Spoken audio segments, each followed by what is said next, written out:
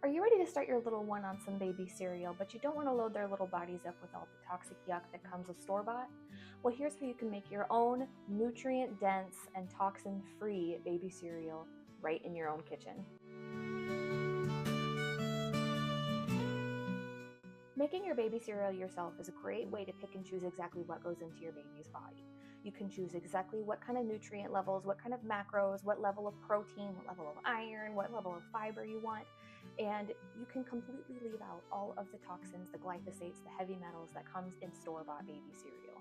So the first place you want to start when you're making your own baby cereal is choosing what grain you want to make it out of.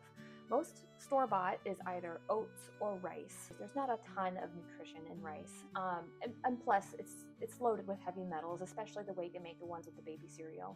The other option, oats, if you make your own and it's with organic, non-GMO oats, that's actually a pretty good choice.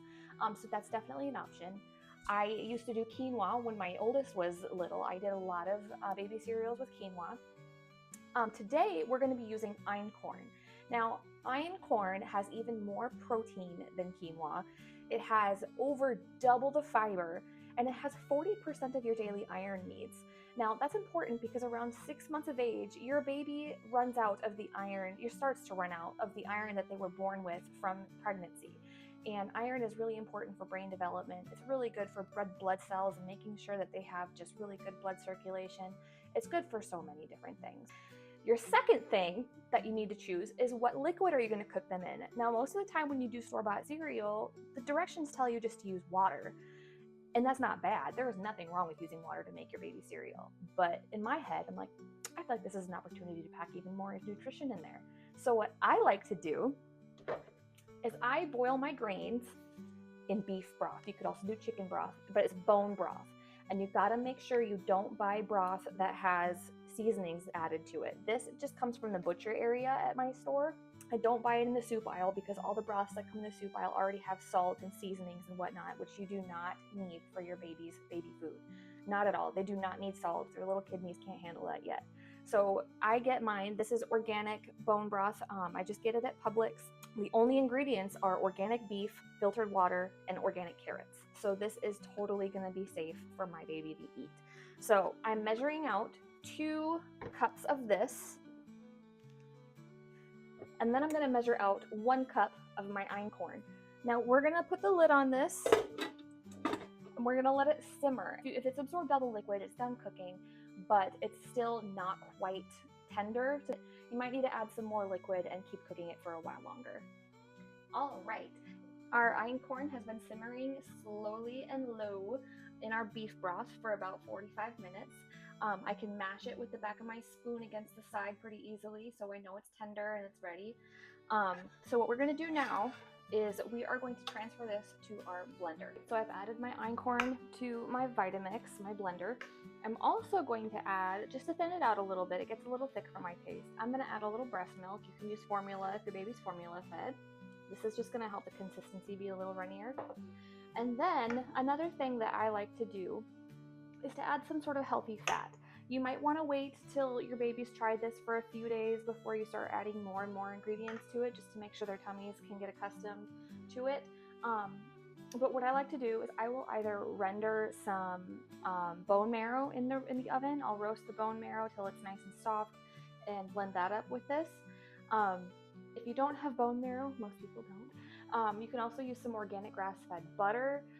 Any just super healthy, organic, healthy fat, because that is also going to be really good for their little brains and their digestive systems and all that too. So I am going to add a little knob of grass-fed butter into mine. This is probably about 3 tablespoons. And we're going to blend this all up till it's nice and creamy and smooth.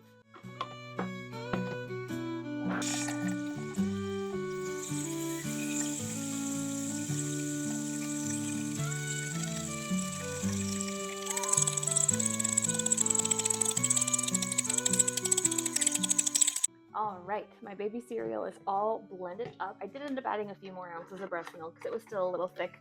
But this is about the texture that you will end up with.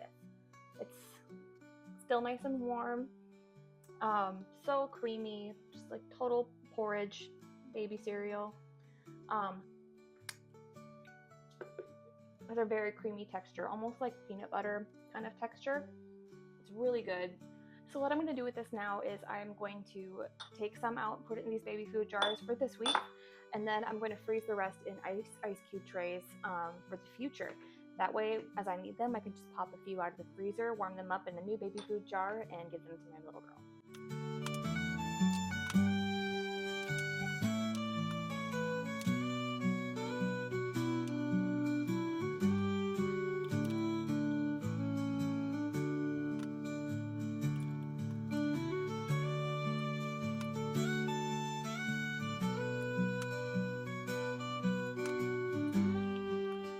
Our baby cereal is all done and all separated out into our portions.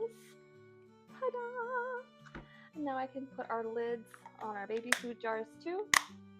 This will keep in your refrigerator for probably up to 5 days, maybe a week. I would put on the side of caution since we're talking about little ones here.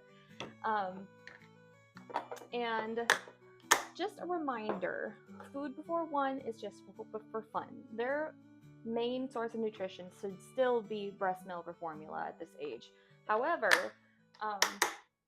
it's great to start giving them some taste of stuff. It's great to start getting some more vitamins and minerals into their diets little by little.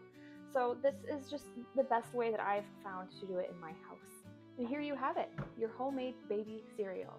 The best part about this is, as you're feeding this to your baby, you will know exactly what is going into their bodies, and you will have poured love into every little step of the way. It's such a bonding experience feeding your child something that you made especially for them and have chosen every ingredient tailored to their body.